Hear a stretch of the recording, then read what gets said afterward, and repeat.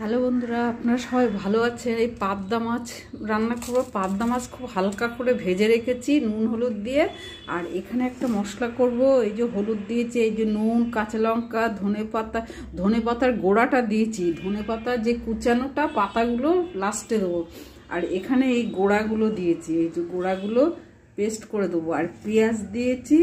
আর এইখানে নিচের দিকে আছে আদাটাকে দেখাচ্ছি।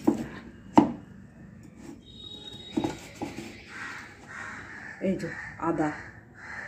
আর এই তেলটা, মাছ ভাজার তেলটা খানিকটা দেবো, দিয়ে পেস্ট করব। এখানে এই যে কালো জিরে, মেথি, এই ছোট ছোট এই দানাগুলো মেথি, এই সর্ষে দিয়েছি। আর এই কারি পাতা দিয়েছি। আর এই রসুন আর এই পেঁয়াজ এগুলো ফোড়ন দিচ্ছি।